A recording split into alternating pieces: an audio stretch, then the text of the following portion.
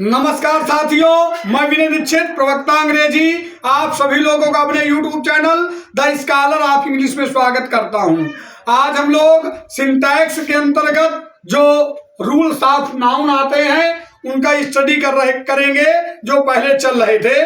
देखेंगे rule number 13 में, यदि कॉमन जेंडर का नाउन, जैसे आप समझ सकते हैं टीचर हो गया, डॉक्टर हो गया, एक्स्ट्रा और बहुत से, टीचर, डॉक्टर, एडवोकेट, एक्स्ट्रा और बहुत से हैं। ठीक है। यदि कॉमन जेंडर का नाउन दिया हो और स्पष्ट तौर से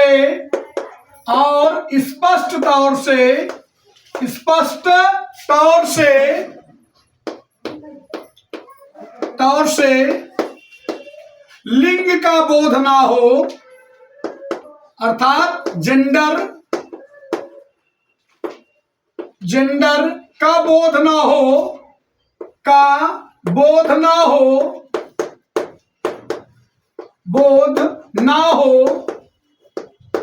तो वहां पर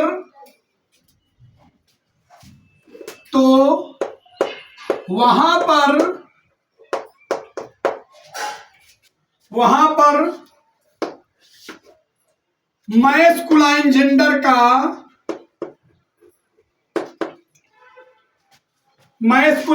जेंडर अर्थात पुरुष लिंग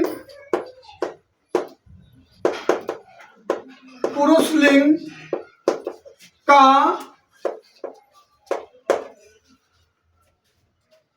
पोसेसिव केस प्रयोग किया जाता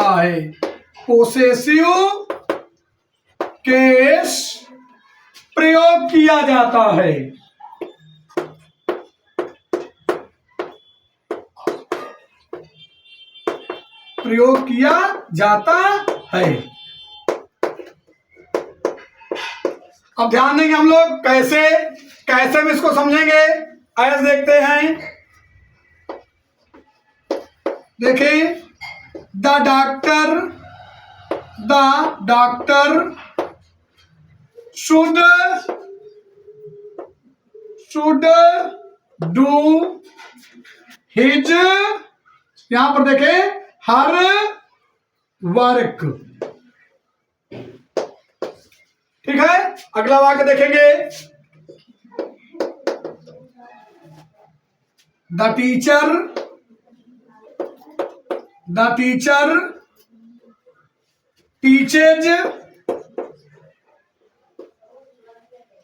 teaches well her subject। अगला देखेंगे।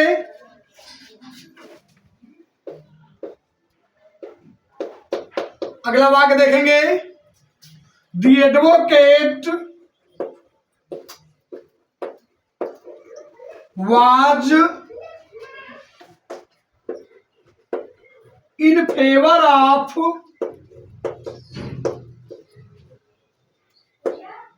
his client। अब देखेंगे, आप लोग रूल का ध्यान देंगे, कैसे हम इनको सही करते हैं इसके बारे में विचार करें थोड़ा। देखें,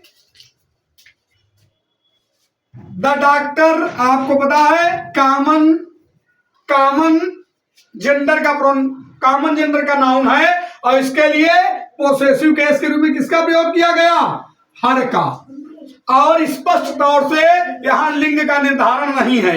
ऐसी स्थिति में कॉमन जेंडर के नाउन के साथ हम लोग पोसेसिव केस, ऑब्जेक्टिव केस के रूप में भी, ठीक है ना, मैस्कुलाइन जेंडर के प्रोनाउन का प्रयोग हम लोग करेंगे। अर्थात ये जो हर है ये गलत है, यहां पर क्या होना चाहिए?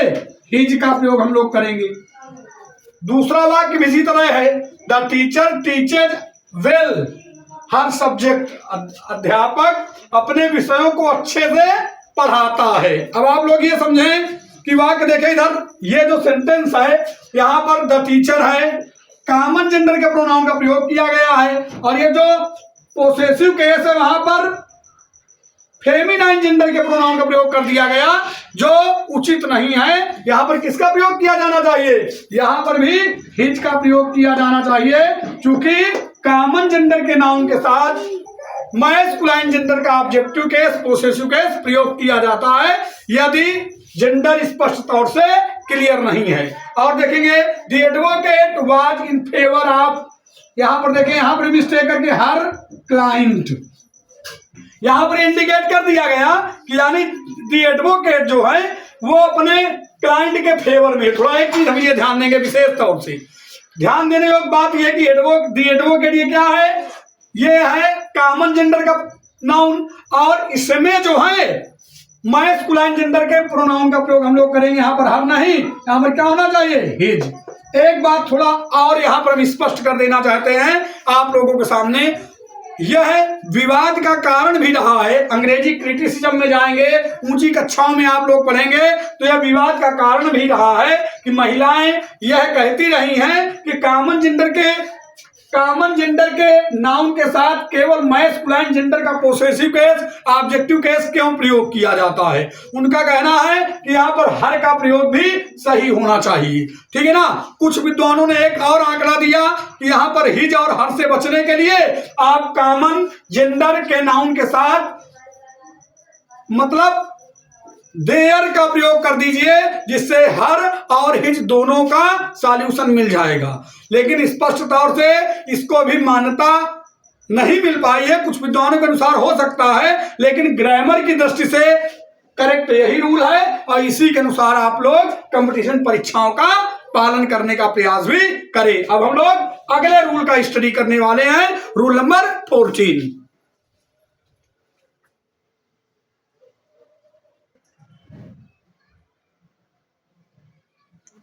अब हम लोग ध्यान देंगे डबल अपॉस्ट्रॉफी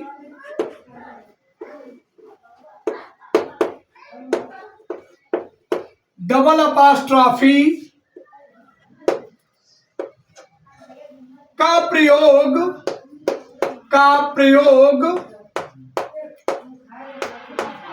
सामान्य तौर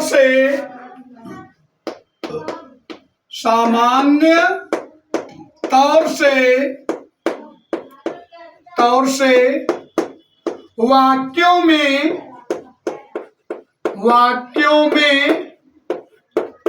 नहीं किया जाता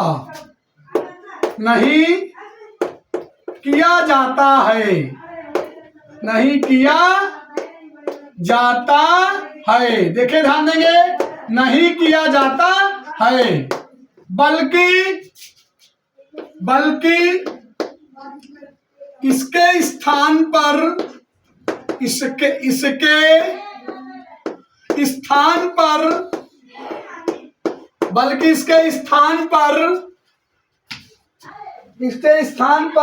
द दूसरे अपॉस्ट्रॉफी के आगे का नाउन, देखिए स्थान पर द प्लस दूसरे अपॉस्ट्रॉफी के बाद का नाउन, दूसरे अपॉस्ट्रॉफी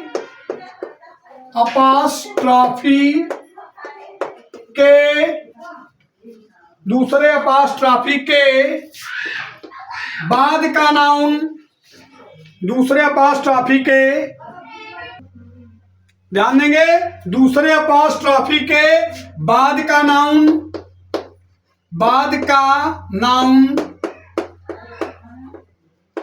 प्लस आगे क्या करेंगे बताएं? बाद का नाउन के बाद हम लोग जो है ऑफ लिखेंगे, प्लस पहला apostrophe word,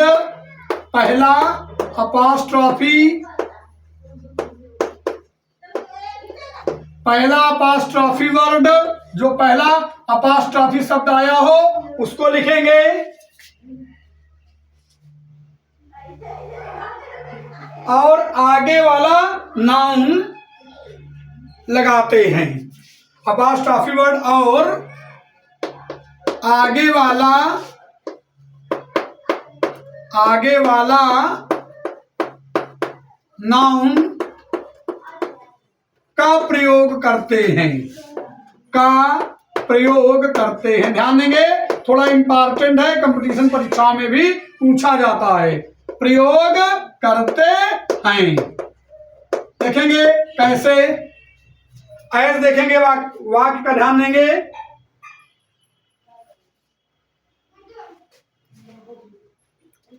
my mother's, my mother's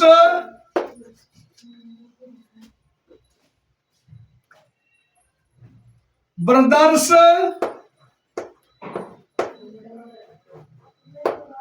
my mother's brother's son is died. अब देखिए इसको बनाएंगे, कैसे बनाएंगे, my mother's brother's son is died. वाक्य शायद ये कहना चाहता है कि मेरी माँ का भाई का लड़का खत्म हो गया है, उसकी मृत्यु हो गई है। अब हम लोग देखेंगे, इसको हम करेक्ट करेंगे, यह वाक्य आपका गलत है। इसको हम कैसे करेक्ट करेंगे, देखें नियम को ध्यान देंगे। इस देखें यहां पर दिया है द, आप द यहां पर लगा देंगे, द लगाएंगे यहां पर। इसके बाद देखेंगे द के बाद दूसरे अपोस्ट्रोफी के बाद का नाउन। देखिए पहला अपोस्ट्रोफी है, दूसरा अपोस्ट्रोफी ये है, इसके बाद का नाउन क्या दिया है, सन। क्या लिखेंगे, द सन, द सन लिख देंगे यहां पर। और ध्यान देंगे द सन, द सन। इसके बाद क्या लिखेंगे, ऑफ, ऑफ लगा दीजिए, द सन ऑफ। इसके बाद पहला अपोस्ट्रोफी वर्ड, पहला अपोस्ट्रोफी वर्ड क्या है, my mother's, the son of my mother's, the son of my mother's. इसके बाद और आगे आने, देखिए अपोस्ट्रोफी और आगे वाला नाउन का प्रयोग। आगे वाला नाउन क्या है, मदर्स ब्रदर यहां पर है, देखिए ब्रदर इज डाइड। अब इस वाक्य को देखें आप लोग, the son of my mother's brother, मतलब मेरे माँ के भाई का लड़का खत्म हो गया है, उसकी मृत्यु हो गई है। यह वाक्य देखें, ऊपर वाले में डबल अपोस्ट्रोफी का प्रयोग किया गया था, बहुत होशियारी से यहाँ पर एक अपोस्ट्रोफी का प्रयोग करके वाक्य को बनाया गया है। आप लोग भी इसी तरह बनाएं, बोर्ड परीक्षा में इस तरह वाक्य पूछे जाते हैं। अब देखें नेक्स्ट वाक्य का स्टडी हम लोग करेंगे। देखें देखें मोहन्स, मोहन्स सिस्टर्स, सिस्टर्स सन, डॉटर जाया कर दीजिए, कोई लिख सकते हैं। Mohan's sisters daughter is good at English. अब क्या करेंगे हम लोग, जो है इसको करेक्ट करेंगे। यह वाक्य आपका गलत लिखा है। क्यों गलत लिखा है, क्योंकि वाक्य में डबल अपोस्ट्रोफी गलत तौर से प्रयोग की गई है। देखें यहां पर दिया है मोहन्स और यहां पर सिस्टर से दिया है, जो उचित नहीं है। अब हम क्या करेंगे, डबल अपोस्ट्रोफी के बारे में आपने रूल नंबर 14 का स्टडी किया। क्या कहता है रूल नंबर 14, देखें दा लगाएंगे सबसे पहले, इसको अंडरलाइन भी आप कर सकते हैं समझने के लिए। दा लगा देंगे, दा लगा दीजिए। इसके बाद क्या लिखेंगे, दा के बाद क्या कहता है, देखिए दूसरे अपोस्ट्रोफी के बाद का नाउन। दूसरा अपोस्ट्रोफी देखिए, पहले ये है, दूसरा ये है, बाद का नाउन क्या है, डॉटर। यहां पर क्या लिखेंगे, द डॉटर। इसके बाद देखें ऑफ, ऑफ लगा दीजिए। इसके बाद क्या लिखेंगे, पहला अपोस्ट्रोफी वर्ड, पहला अपोस्ट्रोफी वर्ड क्या है, मोहन्स, मोहन लगा दीजिए, Mohan's, the daughter of Mohan's. इसके बाद आगे वाला नाउन, आगे वाला नाउन क्या बचा, क्योंकि इसका ये हटा दिया गया, अपॉस्ट्रॉफी बचा sister, the daughter of Mohan's sister. कैसे करेंगे इसको? The daughter of Mohan's sister. अब क्या लगा देंगे? Is good at English.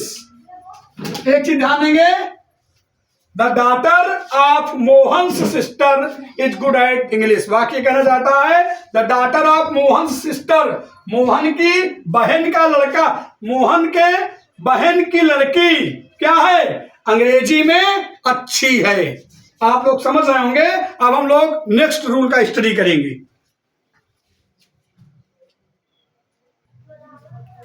अब हम लोग ध्यान देंगे रूल नंबर 14। शायद समझना में ना आ रहा हो, लेकिन आप लोग लिख लीजिए। सामान्य तौर से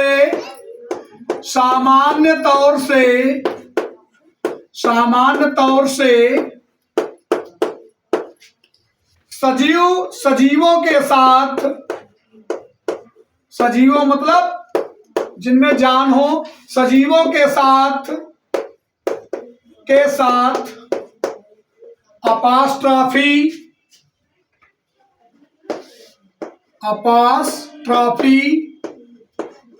अर्थात समझते हैं ना, और निर्जीवों के साथ non living beings, living beings सजीवों मतलब लिविंग बींग्स, सामान्य तौर से सजीवों अर्थात लिविंग बींग्स के साथ अपॉस्ट्रॉफी, और निर्जीवों अर्थात non living beings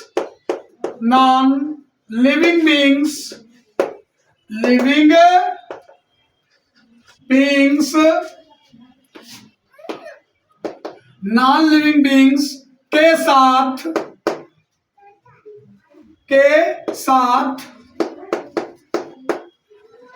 of structure, देखें ऑफ स्ट्रक्चर STRUCTURE का प्रयोग किया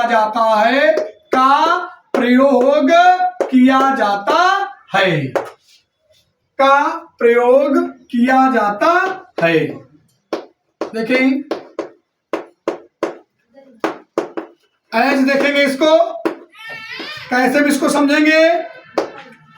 सजीवों के साथ अपॉस्ट्रॉफी और निर्जीवों के साथ ऑफ स्ट्रक्चर का प्रयोग वाक्यों में किया जाता है।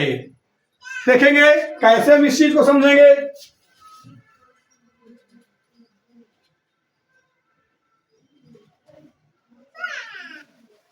देखेंगे the brother of Ram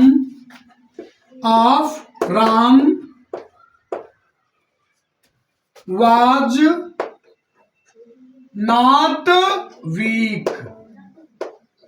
The brother of Ram was not weak. Ram का भाई कमजोर नहीं था, या राम के भाई कमजोर नहीं थी। अब इसको बनाएंगे, करेक्ट करेंगे।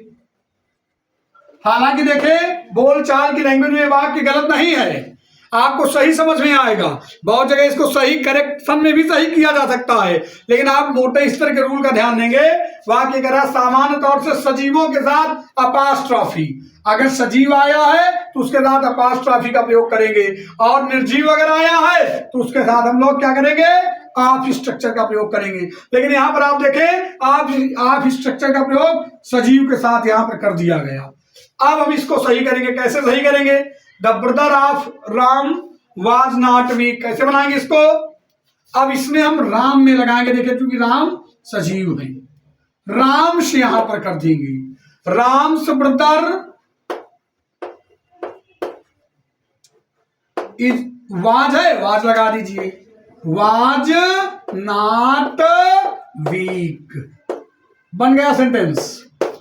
Ram's brother was not weak, Ram का भाई कमजोर नहीं था।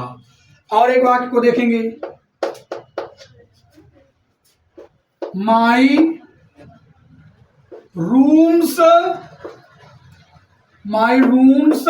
रूफ, रूफ माने छत, माई रूम्स रूफ, लीकेज, लीक्स चाहे कर दीजिए, लीक्स इन रेनी सीजन,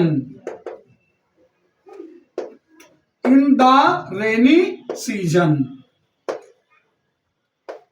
इसको करेक्ट करेंगे। क्या वाक्य कह रहा देखिए, मेरे कमरे की छत बारिश के महीने में क्या होती है, टपकती है, चूती है। तो देखें रूम निर्जीव है, इसके साथ अपास्ट्राफी का प्रयोग किया गया जो उचित नहीं है। अपास्ट्राफी का प्रयोग सजीवों के लिए किया जाता है। तो यहां पर क्या करेंगे, ऑफ स्ट्रक्चर का प्रयोग करेंगे। कैसे बनाएंगे, द रूफ ऐसे लगाएंगे, the roof of my room ऐसे बनाएंगे, the roof of my room leaks in the rainy season. तो हम यहां पर इन चीजों को ध्यान देंगे। एक और वाक्य देख लीजिए, एक और निर्जीव से ही,